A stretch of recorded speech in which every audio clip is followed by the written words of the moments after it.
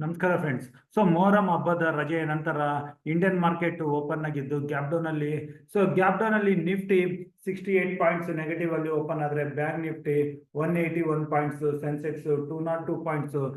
ಈ ರೀತಿ Indian market gap down ಅಲ್ಲಿ ಓಪನ್ ಆಯ್ತು. ಇದಕ್ಕೆ ಕಾರಣ ಅಂತ ನೋಡೋದಾದ್ರೆ ಮಂಗಳವಾರ ದಿನ ನಮ್ಮ ಇಂಡಿಯನ್ ಮಾರ್ಕೆಟ್ ಕ್ಲೋಸ್ ಆದ್ಮೇಲೆ US ಮಾರ್ಕೆಟ್ ಅಲ್ಲಿ ಒಂದು ಒಳ್ಳೆ ರಿಕವರಿ ಇತ್ತು. ಆದ್ರೆ ಬುಧವಾರದ ದಿನ Joe Biden US president chip ಕಂಪ್ನಿಗಳ ರೆಸ್ಟ್ರಿಕ್ಷನ್ ಅನೌನ್ಸ್ ಮಾಡಿದ್ಮೇಲೆ ನಾಸ್ಡಾಕ್ ಚಿಪ್ ರಿಲೇಟೆಡ್ ಕಂಪ್ನಿಗಳ ಕರೆಕ್ಷನ್ ಬಂತು. ಅದರ ಕಾರಣದಿಂದ ನಾವು ಇಂಡಿಯನ್ ಮಾರ್ಕೆಟ್ ಅಲ್ಲಿ ಕೂಡ ಓಪನಿಂಗ್ ಅಲ್ಲಿ ಗ್ಯಾಪ್ ಡೌನ್ ನೋಡಿದ್ವಿ. ಆದ್ರೆ ನಾನು ನಮ್ಮ ಟುಡೇಸ್ ಇನ್ವೆಸ್ಟ್ಮೆಂಟ್ ಟೆಲಿಗ್ರಾಮ್ ಗ್ರೂಪ್ ಅಲ್ಲಿ ಕ್ಲಿಯರ್ ಆಗಿ ಮೆನ್ಷನ್ ಮಾಡಿದ್ದೆ. ನಾವು ಅಟ್ಲೀಸ್ಟ್ 10 o'clock ವರೆಗೆ ವೇಟ್ ಮಾಡಿ ಇಂಡಿಯನ್ ಮಾರ್ಕೆಟ್ ಸೆಂಟಿಮೆಂಟ್ ಹೇಗಿದೆ ಅಂತ ನೋಡ್ಕೊಂಡು ನಮ್ಮ ಪೊಸಿಷನ್ಸ್ ನ ತಗೊಳ್ಳೋಣ ಅಂತ, ಹಾಗೂ ನಮ್ಮ BTST ಪೊಸಿಷನ್ಸ್ ನಾವು ಹಾಗೆ ಇಟ್ಕೊಂಡಿದ್ವಿ. ಸ್ಟಾರ್ಟಿಂಗ್ ಆಫ್ ದ ಡೇನೆ ನಿಫ್ಟಿ ಗ್ಯಾಪ್ ಡೌನ್ ಅಲ್ಲಿ ಓಪನ್ ಆಗಿ ಮೊದಲನೇ 15 ನಿಮಿಷ ನೆಗೆಟಿವ್ ಮೂವ್ಮೆಂಟ್ ನಂತರ ಕೆಳಗಡೆ 24,515 ನ ಲೋ ಮಾಡಿದ್ದು, ಅಲ್ಲಿಂದ ರಿಕವರಿ ಬಂತು. ಆಗ ನಮ್ಮ ಪೊಸಿಷನ್ಸ್ ನ ನಾವು ಈ ಲೆವೆಲ್ ಅಲ್ಲಿ ಹೊರಗಡೆ ಬಂದ್ವಿ. ಅದಾದ್ಮೇಲೆ ಇಲ್ಲಿ ನೋ ಟ್ರೇಡಿಂಗ್ ರೇಂಜ್ ಅಂತ ನಾವು ಯಾವುದೇ ಟ್ರೇಡ್ ಮಾಡಲಿಲ್ಲ. ಇಲ್ಲಿಂದ ನಿಫ್ಟಿ ಅಗೇನ್ ಕೆಳಗಡೆ ಬಂದು ಇದೇ ಲೆವೆಲ್ ಅಲ್ಲಿ ಸಪೋರ್ಟ್ ತಗೊಂಡು ರಿಕವರಿ ಕಾಣ್ತು. ಡೇ ಹೈನ ಕ್ರಾಸ್ ಆದ್ಮೇಲೆ ಅಗೇನ್ ನಾವು ನಿಫ್ಟಿನಲ್ಲಿ ಪೊಸಿಷನ್ಸ್ ನ ತಗೊಂಡಿದ್ವಿ. ಇನ್ನು ನಾವು ನಮ್ಮ ಹಿಂದಿನ ವಿಡಿಯೋದಲ್ಲಿ ಡಿಸ್ಕಸ್ ಮಾಡಿದ್ದು Nifty starting of the day ಏನಾದ್ರು ಫ್ಲಾಟ್ ಅಥವಾ ಗ್ಯಾಪ್ ಡೌನ್ ಆಗಿ ಓಪನ್ ಆಗಿ ಕೆಳಗಡೆ ಬಂದ್ರೆ 24,500-550 ಲೆವೆಲ್ ಅಲ್ಲಿ ಕಾಲಲ್ಲಿ ಪೊಸಿಷನ್ ತಗೊಂಡ್ರೆ 24,480 ಹತ್ರ ಸ್ಟಾಪ್ ಲಾಸ್ ನ ಇಟ್ಕೊಂಡು ಸಿ ಪೊಸಿಷನ್ಸ್ ನ ತಗೋಬಹುದು. ಇಲ್ಲಿಂದ ಬರೋ ಅಪ್ ಮೂವ್ 24,700 ವರೆಗೆ, ಹಾಗೂ 24,700 ಮೇಲೆ ಸೆಷನ್ ಆದ್ರೆ ಕ್ಲೋಸಿಂಗ್ 24,800 ಅಂತ ಎಕ್ಸ್ಪೆಕ್ಟ್ ಮಾಡಿದ್ದೆ. ನೀವು ಇಲ್ಲಿ ನೋಡಬಹುದು ನಿಫ್ಟಿ 24,800 ಎಕ್ಸಾಕ್ಟ್ ಆಗಿ ಕ್ಲೋಸಿಂಗ್ ನ ಕಂಡಿದೆ. ಈಗ ನಾವು ಇಲ್ಲಿಂದ 19th ಜುಲೈ ನಿಫ್ಟಿಯ ಟ್ರೇಡಿಂಗ್ ಲೆವೆಲ್ಸ್ ನೋಡ್ಬೇಕು ಅಂತಂದ್ರೆ ನಿಫ್ಟಿಯ ನೆಕ್ಸ್ಟ್ ಮೂವ್ಮೆಂಟ್ ನಾನು ಎಕ್ಸ್ಪೆಕ್ಟ್ ಮಾಡ್ತಾ ಇರೋದು ನಿಫ್ಟಿ 24,835 ಮೇಲೆ ಟ್ರೇಡ್ ಆಗಕ್ಕೆ ಶುರು ಆದ್ರೆ. ಶುಕ್ರವಾರ ದಿನ ಇಂಡಿಯನ್ ಮಾರ್ಕೆಟ್ ಇನ್ಫೋಸಿಸ್ ರಿಸಲ್ಟ್ ಮೇಲೆ ಕೂಡ ರಿಯಾಕ್ಟ್ ಆಗುತ್ತೆ. ಆದ್ರೆ IT ಇಂಡಸ್ಟ್ರೀಸ್ ಆಲ್ರೆಡಿ ತುಂಬಾ ಮೂವ್ಮೆಂಟಮ್ ಕೊಟ್ಟಿದ್ದಕ್ಕೆ ಇನ್ಫೋಸಿಸ್ ರಿಸಲ್ಟ್ ಚೆನ್ನಾಗಿ ಬಂದ್ರೆ ಕೂಡ ನಾವು ಇಲ್ಲಿ ಹೆಚ್ಚಿನ ಅಪ್ಮೂವ್ನ ಎಕ್ಸ್ಪೆಕ್ಟ್ ಮಾಡ್ತಾ ಇಲ್ಲ. ಇನ್ನು ನಿಫ್ಟಿ 24,835 ಮೇಲೆ ಟ್ರೇಡ್ ಆಗಕ್ಕೆ ಶುರು ಆದ್ರೆ 24,780 ಹತ್ರ ನಾವು ಸ್ಟಾಪ್ ಲಾಸ್ ತಗೊಂಡು ಸಿ ಪೊಸಿಷನ್ಸ್ ನ ತಗೋಬಹುದು. ಇಲ್ಲಿಂದ ನಮ್ಗೆ 100 to 150 ಪಾಯಿಂಟ್ಸ್, ಅದು 24,950 ಇಂದ ಮ್ಯಾಕ್ಸಿಮಮ್ ಅಂದ್ರೆ 25,000 ಈ ಲೆವೆಲ್ ಒಳಗಡೆ ಬರ್ತದಂಗೆ ಇಲ್ಲಿ ನಾವು ಪ್ರಾಫಿಟ್ ನ ಬುಕ್ ಮಾಡ್ಕೊಳ್ಳೋದು ಒಳ್ಳೇದು.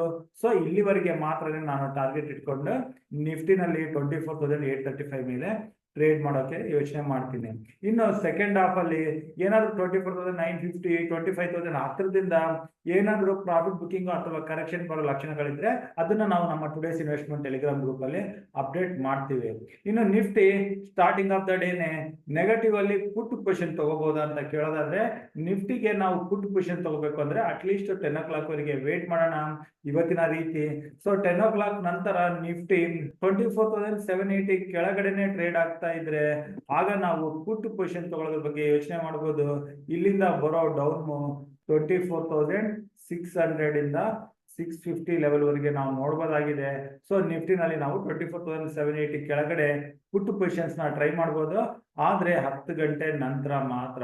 10 ಗಂಟೆ ನಂತರ 780 ಕೆಳಗಡೆ ಬಂದ್ರೆ ನಾವು ಪುಟ್ ಪೊಸಿಷನ್ ತಗೊಂಡ್ರೆ 24,600 650 ಲೆವೆಲ್ ಬರ್ತದಂಗೆ ಇಲ್ಲಿ ಪ್ರಾಫಿಟ್ ಬುಕ್ ಮಾಡ್ಕೋಬಹುದು. ಇನ್ನು 24,600 ಕೆಳಗಡೆ 10 ಡೇ ಮೂವಿಂಗ್ ಆವರೇಜ್ 24,500 ಬರ್ತಾ ಇದೆ. ಇದು ನೋ ಟ್ರೇಡಿಂಗ್ ರೇಂಜ್ ಅಂತ ನಾನು ಹೇಳ್ತೀನಿ. ಏನಾದ್ರು 24,500 ಯಾವುದೇ ಕಾರಣದಿಂದ ಬ್ರೇಕ್ ಆಗಿ 24,480 ಕೆಳಗಡೆ ಟ್ರೇಡ್ ಆಗೋಕೆ ಶುರು ಆದ್ರೆ ಅಲ್ಲಿಂದ ಹೆಚ್ಚಿನ ಕರೆಕ್ಷನ್ ಬರೋ ಚಾನ್ಸಸ್ ಇರುತ್ತೆ. ಇಲ್ಲಿ ನಾವು ಪುಟ್ ಪೊಸಿಷನ್ ತಗೊಳ್ಳೋದ್ರ ಬಗ್ಗೆ ಯೋಚನೆ ಮಾಡಬಹುದು. ಕೆಳಗಡೆ ಈಸಿಯಾಗಿ 150 to 200 ಪಾಯಿಂಟ್ಸ್ ಮೂವ್ಮೆಂಟ್ ಬರೋ ಚಾನ್ಸಸ್ ಇರುತ್ತೆ. ನಿಫ್ಟಿನಲ್ಲಿ ಈ ಲೆವೆಲ್ಸ್ ನ ಇಟ್ಕೊಂಡು ನಾವು ಶುಕ್ರವಾರ ದಿನ 19 ಜುಲೈ ಟ್ರೇಡ್ ಮಾಡೋಣ. ಇನ್ನು ಬ್ಯಾಂಕ್ ನಿಫ್ಟಿಗೆ ಬಂದ್ರೆ ಬ್ಯಾಂಕ್ ನಿಫ್ಟಿನಲ್ಲಿ ಕೂಡ starting of the day gap down ಅಲ್ಲಿ ಓಪನ್ ಆಗಿದ್ದು, starting of the day bank ನಿಫ್ಟಿನೇ ಒಂದು ಒಳ್ಳೆ ಮೂವ್ಮೆಂಟ್ ಕೊಟ್ಟಿದ್ದು, ಅಲ್ಲಿಂದ ಪ್ರಾಫಿಟ್ ಬುಕಿಂಗ್ ಬಂತು. ಅಗೇನ್ ಡೇ ಲೋ ಇಂದಾನೆ ಸಪೋರ್ಟ್ ತಗೊಂಡು ಬ್ಯಾಂಕ್ ನಿಫ್ಟಿನಲ್ಲಿ ಕೂಡ ರಿಕವರಿ ಬಂದು ಬ್ಯಾಂಕ್ ನಿಫ್ಟಿ ಆಲ್ಮೋಸ್ಟ್ 52,800 ವರೆಗೆ ಬಂದಿತ್ತು. ನಾವು ಬ್ಯಾಂಕ್ ನಿಫ್ಟಿನಲ್ಲಿ 52,600 ಮೇಲೆ ಅಪ್ಮೂವ್ನ ಎಕ್ಸ್ಪೆಕ್ಟ್ ಮಾಡ್ತಾ ಇದ್ವಿ. ಆದ್ರೆ ಬ್ಯಾಂಕ್ ನಿಫ್ಟಿ ದಿನದ ಕೊನೆಯಲ್ಲಿ ಆಲ್ಮೋಸ್ಟ್ ಸ್ವಲ್ಪ ಪ್ರಾಫಿಟ್ ಬುಕಿಂಗ್ ಬಂದು ಕೆಳಗಡೆ 52,550 ಹತ್ರ ಬಂದಿದೆ. ಆದ್ರೆ last half an hour average closing 52,620 ಬರ್ತಾ ಇದೆ.